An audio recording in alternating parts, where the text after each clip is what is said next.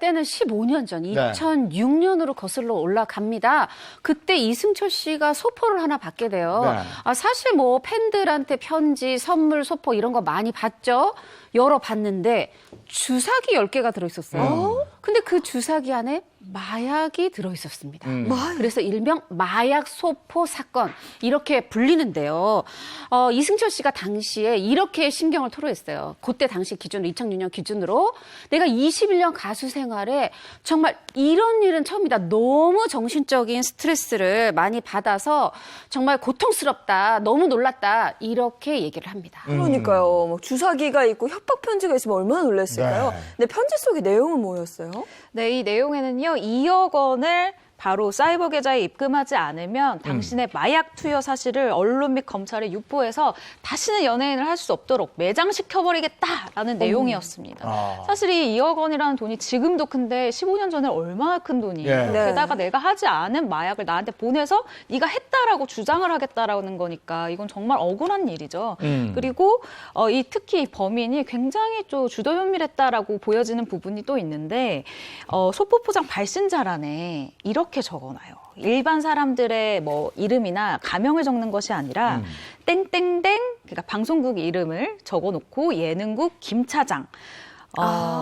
이렇게 적어놓고 또 뭐 절대 개봉 불가, 본인의 절대 개봉 불가 이렇게 적어놓기도 하고요. 또 다른 소포에는 땡땡땡땡 대표이사 비서실 등의 문구를 넣어놨습니다. 근데 이런 문구를 왜 적어놨을까요?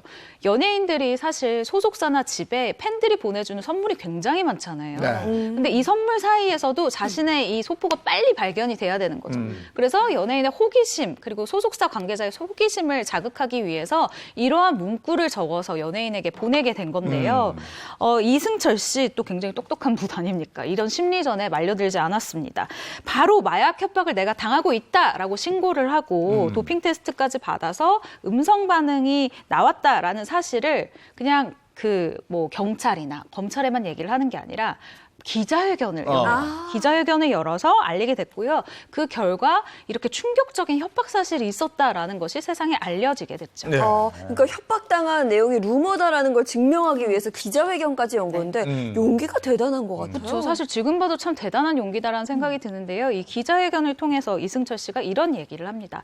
애초에 사실은 이런 얘기를 안 하려고 했는데 나뿐만이 아니라 굉장히 많은 연예인들이 음과 양으로 협박을 당하고 있다. 나 역시 이번에 이 일을 겪었다라고 얘기를 하면서요. 영화 배우나 탤런트들이 이렇게 협박을 받고 있어도 말하고 싶어도 말하지 못하는 경우를 많이 봤다라는 거죠. 그러면서 이번 일을 계기로 이런 일이 더 이상 없었으면 좋겠다라고 이야기를 하기도 했습니다. 덧붙여서 이 연예인으로 살아가는 것이 정말 힘들다라는 것을 느꼈고 결국 이 돈이라는 문제에서 연예인이 미끼가 되는 것이 너무나 안타까웠다라면서 착잡한 심경으로 그때 그 모습들이 기억이 나는데요. 굉장히 또 침울한, 굉장히 좀 안타까워하는 표정으로 이 기자회견을 마쳤다고 합니다.